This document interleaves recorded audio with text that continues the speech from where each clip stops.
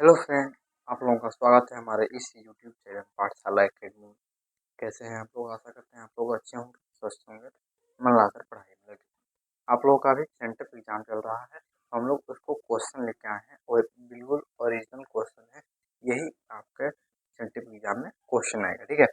तो ये क्या है, सेंटर एग्जाम 2023 का है एग्जाम, साइंस का ये क्वेश्चन आप लोगों को दिया हुआ है, ठीक है।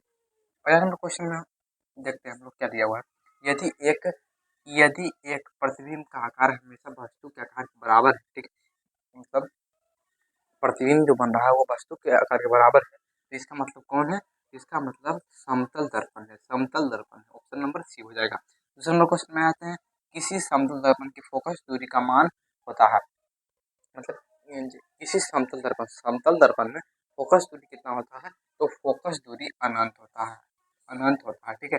ऑप्शन नंबर बी हो जाएगा, ठीक है। तीसरा नंबर क्वेश्चन हम लोग देखते हैं, गोलीय दर्पण के ध्रुव से वक्ता केंद्र, गोलीय दर्पण के ध्रुव से वक्ता केंद्र के बीच की दूरी को कहते हैं, ठीक है। मतलब ध्रुव से वक्ता केंद्र की दूरी क्या कहते हैं? वक्ता त्रिज्या कहते हैं, वक्ता त्रिज्या कहते हैं हम लोग, ठीक है। अगले क्वेश्चन में हम लोग बढ़ाते हैं, चौथा नंबर क्वेश्चन में, प्रकाश प्रकाश तंतु में प्रकाश का क्या होता है? ठीक है, प्रकाश तंतु में प्रकाश का क्या होता है? तो पूर्ण आंतरिक परावर्तन होता है, ठीक है, पूर्ण आंतरिक परावर्तन होता है। ऑप्शन नंबर सी हो जाएगा।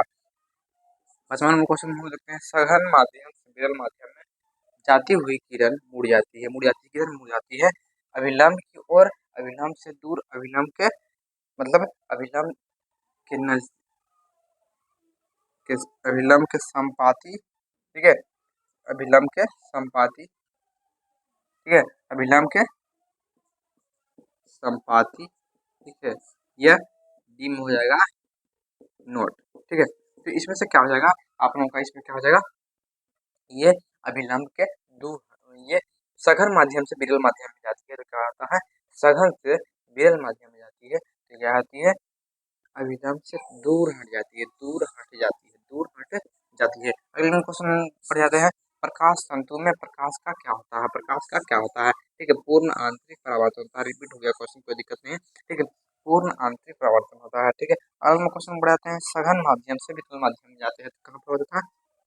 माध्यम में जाते हैं तो किरण मुड़ जाता है, तो अभिलंब से दूर हट जाता है, अभिलंब से दूर हटता है। ऑप्शन नंबर बी हो जाएगा, ठीक है। 8वां क्वेश्चन हम लोग देखते हैं, आशा करते हैं आप लोग को दिखाई दे रहा होगा, ठीक है,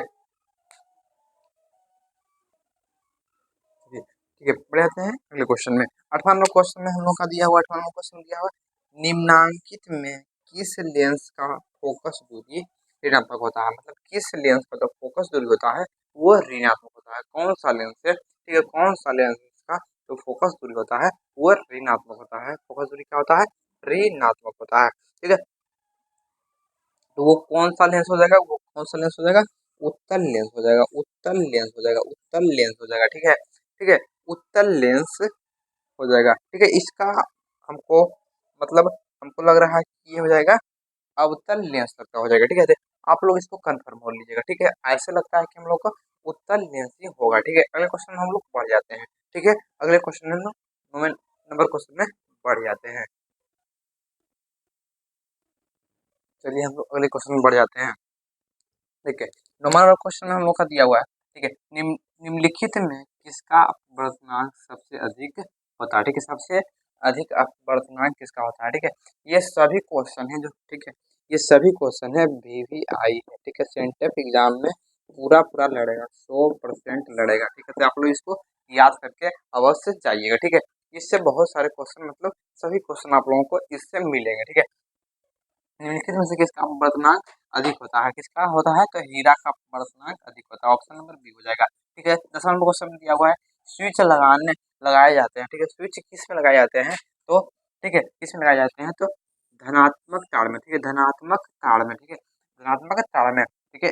11वां नंबर क्वेश्चन देखिए दिया हुआ है, वोल्टता, ठीक है, वोल्टता V1 दिया हुआ है, वोल्टता V1 और शक्ति P1 दिया हुआ है, एक प्रतिरोध वोल्टता V2 दिया हुआ है और शक्ति दिया हुआ है P2 के प्रतिरोधक की श्रेणी में जोड़ा है, ठीक है, तो समतुल्य प्रतिरोध होगा, ठीक है, समतुल्य प्रतिरोध का क्या होगा? तो ऑप्शन नंबर सी हो जाएगा, क्या हो जाएगा? ऑप्शन नंबर सी P1 बटा V1 का स्क्वायर प्लस P2/V2 के स्क्वायर। ठीक है, तो यही हो जाएगा आप लोगों का ऑप्शन नंबर सी हो जाएगा। ठीक है, 12 नंबर क्वेश्चन में देखते हैं, निम्नलिखित में से कौन सी अभिव्यक्त विद्युत परिपथ में विद्युत शक्ति को निरूपित करती है। ठीक है, करता है मतलब विद्युत परिपथ में विद्युत शक्ति का जो पावर का जो दर्शाता है उसको क्या कहते हैं हम लोग, तो उसका फॉर्मूला होता है बी स्क्वायर बटा आर, बी स्क्वायर बटा आर, बी स्क्वायर बटा वी स्क्वायर बटा आर होता है। ठीक है, बी स्क्वायर बराबर आर होता है। ठीक है, अगले हम क्वेश्चन बढ़ जाते हैं। 13 नंबर क्वेश्चन में विभक्त वलय प्रयुक्त होता है, विभक्त वलय। ठीक है, विभक्त वलय एक तरह का क्या होता है, ये लगता है मोटर में पाया जाता है। ठीक है, ये कहाँ पाया जाता है, मोटर में पाया जाता है, जो मोटर को जो पंखी रहता है उसका घुमाने का कार्य करता है, घुमाने का कार्य करता है। ठीक है, अगले क्वेश्चन बढ़ जाते हैं हम लोग 14 नंबर क्वेश्चन में। ठीक है, विद्युत देखो, विद्युत घंटी, विद्युत घंटी विद्युत तार के किस प्रभाव पर कार्य करती है, किस प्रभाव पर कार्य करती है, तो उष्मीय प्रभाव पर। ठीक है, उष्मा जब उसमें ज्यादा बढ़ता है, उष्मा होने लगता है, ठीक है, उष्मा गर्म होने लगता है उसमें, तो वो क्या करता है, कार्य करता है। ठीक है, अगले क्वेश्चन हम लोग बढ़ाते हैं, आशा करता है हम लोग को दिखाई दे रहा होगा।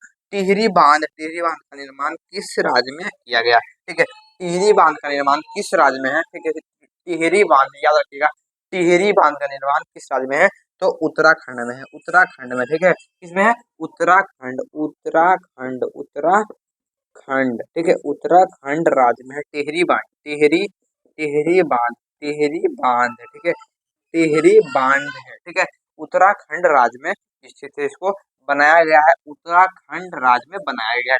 ठीक है, आप लोग इसको याद रख लीजिएगा। ठीक है, तो सभी क्वेश्चन आपको आपके लिए सेंटअप एग्जाम के लिए 100% बढ़िया, मतलब कि पूरे क्वेश्चन लड़ेंगे और बढ़िया तरीके से आप लोग समझ में आ रहा तो वीडियो को लाइक कर दीजिएगा और नए हैं तो चैनल को सब्सक्राइब कर दीजिएगा। ठीक है, और हम लोग बढ़ते हैं अगले क्वेश्चन में। ठीक है, चलिए हम लोग बढ़ते हैं 16 नंबर क्वेश्चन में। चलिए बढ़ते हैं हम लोग अगले क्वेश्चन में। देखिए 17 नंबर क्वेश्चन में हम लोग का दिया हुआ है। ठीक है, बैटरी में किस प्रकार की धारा प्राप्त होती है। ठीक है, बैटरी जो होता है, ठीक है, बैटरी हम लोग जो इन्वर्टर वाला बैटरी लगाते हैं उसमें किस प्रकार की धारा प्राप्त होती है, किस प्रकार की धारा प्राप्त होती है, दृष्ट धारा, दृष्ट धारा, दृष्ट धारा। ठीक है, दृष्ट धारा, बी नंबर ऑप्शन सही हो जाएगा, बी नंबर ऑप्शन सही हो जाएगा। ठीक है, अगले नंबर क्वेश्चन पर जाते हैं। वस्तु, ठीक है, वस्तु दूरी घटने पर उत्तल दर्पण में आवर्धन का मान क्या होता है, आवर्धन का मान क्या होता है, आवर्धन का मान क्या होता है, बढ़ जाता है, बढ़ जाता है। ऑप्शन नंबर बी हो जाएगा, ऑप्शन नंबर बी हो जाएगा, ऑप्शन नंबर बी हो जाएगा। डायनेमो, ठीक है, बदलता है, डायनेमो बदलता है। ठीक है, किस में बदलता है, डायनेमो किस में बदलता है। ठीक है, आप लोग इसका जवाब बताइए, डायनेमो किस में बदलता है। ठीक है, डायनेमो किस में बदलता है, डायनेमो किस में बदलता है, इसका आप लोग उत्तर बताइए। डायनेमो किस में बदलता है, तो क्या होता है, डायनेमो जो होता है वो किस में बदलता है। ठीक है, तो डायनेमो ध्वनि ऊर्जा को विद्युत ऊर्जा में। ठीक है, ये गलत हो गया, यांत्रिक ऊर्जा को विद्युत ऊर्जा में। ठीक है, डायनेमो जो होता है यांत्रिक ऊर्जा को विद्युत ऊर्जा में बदलता है। ठीक है, डायनेमो जो होता है यांत्रिक ऊर्जा को विद्युत ऊर्जा में बदलता है। ऑप्शन नंबर बी सही हो जाएगा, ऑप्शन नंबर बी सही हो जाएगा। नेक्स्ट क्वेश्चन में बढ़ जाते हैं। चालक में विभवांतर एवं धारा का अनुपात कहलाता है। ठीक है, चालक में धारा, देखिए विभवांतर और धारा, विभवांतर को किससे लिखते हैं, वी से लिखते हैं, और धारा क्या से लिखते हैं, आई से लिखते हैं। तो वी बराबर आई आर होता है फॉर्मूला, जिसको ओम का नियम हम लोग कहते हैं। ठीक है, तो ओम का तो आर बराबर क्या हो जाएगा, वी अनुपात आई। ठीक है, तो यही बोल रहा है कि विभवांतर और धारा के अनुपात को क्या कहते हैं, तो आर कहते हैं। आर को किस क्या कहते हैं, प्रतिरोध कहते हैं, प्रतिरोध कहते हैं। ऑप्शन नंबर ए हो जाएगा। ठीक है, 22 नंबर क्वेश्चन बढ़ जाते हैं। स्नेल के नियम में अचर होता है, स्नेल के नियम में क्या अचर होता है। ठीक है, इसको इसका हो जाएगा आप लोगों को स्नेल के नियम में अचर होता है, स्नेल का नियम में अचर क्या होता है, क्या प्रकाश का वर्ण, प्रकाश का कण एवं माध्यम, ठीक है, युग्म। ठीक है, तो आप लोगों को हमको लगता है कि सी नंबर ऑप्शन सही हो जाएगा, सी नंबर ऑप्शन सही हो जाएगा। इसे आप लोग इसको मिला लीजिएगा। ठीक है, इसमें हम कंफर्म नहीं है। ठीक है, इसमें कंफर्म हम लोग नहीं है। ठीक है, तो इसको आप लोग बढ़िया तरीके से देख लीजिएगा। ठीक है, अगले ऑप्शन बढ़ जाते हैं। क्षारीय ऑक्साइड में, ठीक है, के विलियन का पीएच मान। देखो, ठीक है, क्षारीय जो ऑक्साइड होता है, क्षारीय ऑक्साइड होता है, ठीक है, क्षारीय ऑक्साइड जो, ठीक है, जो विलियन है उसका जो पीएच मान कितना होता है, तो देखिए, तो क्षार जो होता है, क्षार होता है, क्षार का पीएच मान क्या होता है, तो क्षार पीएच स्केल में हम लोग पढ़े हैं। ठीक है, पीएच स्केल के में हम लोग पढ़े हैं, क्या पढ़े हैं, देखिए हम लोग पढ़े हैं कि देखिए यहाँ पर 0 रहता है, यहाँ पर 7 रहता है, यहाँ पर 14 रहता है। ठीक है। तो यहाँ पर इधर जितना बढ़ेगा, इधर बढ़ेगा तो क्या हो जाएगा, अम्ल है। इधर जितना है अम्ल है, इधर क्या है, क्षार है। ठीक है, ये बीच में, ठीक है, नॉर्मल होता है। ठीक है, तो ये यहाँ पर ध्यान दीजिएगा, आप लोग उदासीन इसको कहते हैं। ठीक है, इसको उदासीन कहते हैं, उदासीन कहते हैं, इसको उदासीन कहते हैं। ठीक है, तो हम लोग बोलता है कि क्षार, देखिए तो क्षार में, देखिए क्षार इसमें कौन मिल रहा है, देखिए मतलब इधर क्या होगा, इधर होगा वो एक होगा, दो होगा, तीन, चार, पाँच, छ, ठीक है, यहाँ आठ, नौ, 10, 11, 12, 13, ठीक है, इस प्रकार से रहेगा। तो इसमें बोल रहा है कि क्षार कौन होगा, ठीक है, क्षार कौन, 7 से प्लस और 14 से कम। ठीक है, 7 से ज्यादा और 14 से कम। ठीक है, ये दो है, दो भी नहीं होगा क्योंकि ये अम्ल में आएगा, ये खत्म। 4 हो जाएगा, ये भी अम्ल, खत्म।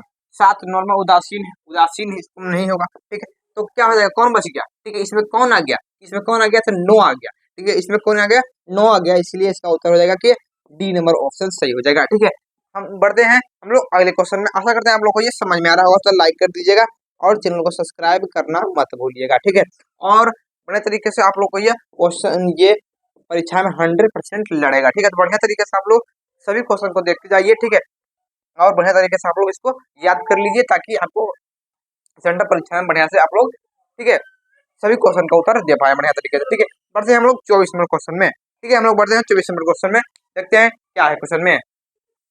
चलिए हम लोग अगले क्वेश्चन में बढ़ाते हैं।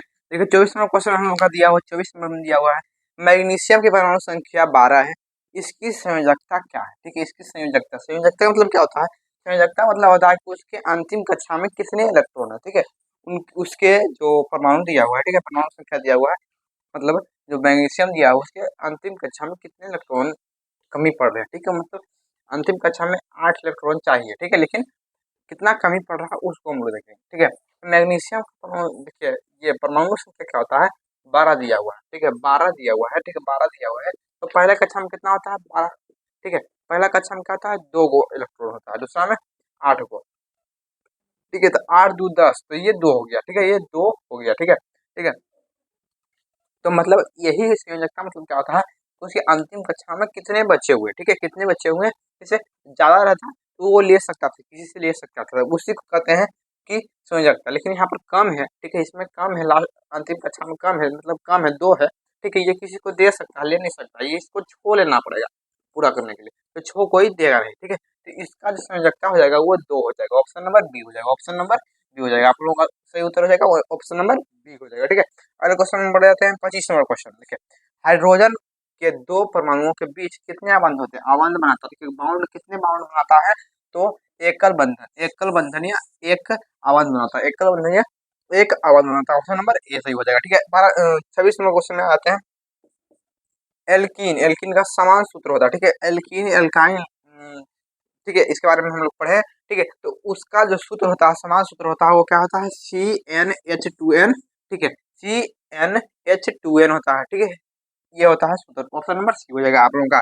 ठीक है, 27 नंबर क्वेश्चन हम लोग देखते हैं, निम्नलिखित में कौन सक्रिय श्रेणी में सबसे अधिक क्रियाशील है। ठीक है, सबसे अधिक क्रियाशील है, इसे चारों ऑप्शन में सबसे ज्यादा क्रियाशील कौन है, जिंक है, जिंक है, जिंक है। ठीक है, ठीक है, हम लोग पढ़े थे कि जो सब, मतलब हम लोग पढ़े थे कि सक्रिय, ठीक है, मतलब क्रियाशील में सबसे ज्यादा क्रियाशील कौन होता है, सबसे ऊपर में क्या आता है, जिंक आता है, सबसे ज्यादा क्रियाशील कौन होता है, जिंक होता है। ठीक है, 28 नंबर क्वेश्चन में बढ़ जाते हैं, लिथियम सोडियम और पोटेशियम की बातम कक्षा में कितने इलेक्ट्रॉन विद्यमान रहते हैं। ठीक है, कितने इलेक्ट्रॉन विद्यमान रहते हैं, ठीक है, किसके, तो लिथियम सोडियम और पोटेशियम के बातम कक्षा में, बाहरी कक्षा में कितने इलेक्ट्रॉन उपस्थित रहते हैं। ठीक है, तो ये लिथियम का, ठीक है, सोडियम और पोटेशियम, ठीक है, तो उसका हम लोग परमाणु संख्या पहले लिख के देखेंगे, उसका फिर हम लोग क्या करेंगे, इसका जो हम लोग देखेंगे कि पहले कक्षा में कितने इलेक्ट्रॉन रहेंगे, दूसरे कक्षा में कितने रहेंगे। ठीक है, तो ठीक है, मतलब हम लोग किसी से भी काट के दे सकते हैं, तीनों वही चीज आएगा। ठीक है, तो हम लोग लेते हैं सोडियम, सोडियम का क्या होता है, Na, Na का होता है परमाणु संख्या 11 होता है, तो इसको किस भाग में छोड़ सकते हैं, कैसे कक्षा में, 2 8। ठीक है, 2 8, कितना बच गया, एक बच गया। ठीक है, तो एक लास्ट में आ गया। ठीक है, तो इसका सही उत्तर हो जाएगा 1। ठीक है, ए नंबर ऑप्शन सही हो जाएगा। ठीक है, अगला क्वेश्चन में आता है 29 नंबर क्वेश्चन, आर्गन की परमाणु संख्या क्या होता है, आर्गन की परमाणु संख्या कितना होता है, 18 होता है, 18 होता है, 18 होता है। ठीक है, ऑप्शन नंबर ए हो जाएगा। ठीक है, कमरे के ताप पर द्रव अवस्था में रहने वाला धातु क्या है, ठीक है, जो कमरे के ताप पर जो द्रव अवस्था में रहता है उस धातु को क्या कहते हैं, ब्रोमीन कहते हैं, ब्रोमीन कहते हैं, ठीक है, ब्रोमीन कहते हैं, ठीक है। ऑप्शन नंबर सी हो जाएगा, तीसरा नंबर का ऑप्शन नंबर सी हो जाएगा, ठीक है। आशा करते हैं आप लोग को ये वीडियो अच्छा लगेगा तो लाइक कर दीजिएगा और चैनल को सब्सक्राइब करना मत भूलिएगा, लाइक कर दीजिएगा, ठीक है। और कमेंट में दिल बनाकर जरूर भेज दीजिएगा, ठीक है। और यही आप लोगों का 100% लड़ेगा सेंटअप परीक्षा में, तो आप लोग इसको बढ़िया तरीके से देख लीजिएगा और बढ़िया तरीके से आप लोग इसको रट लीजिएगा, ठीक है। इसको बढ़िया तरीके से याद रखिएगा, ठीक है। यही आप लोग परीक्षा में आएगा, ठीक है। मिलते हैं अगले वीडियो में, ठीक है। और बढ़िया तरीके से आप लोग परीक्षा दीजिए साइंस की, हम लोग मिलते हैं अगले लेक्चर में, ठीक है। धन्यवाद।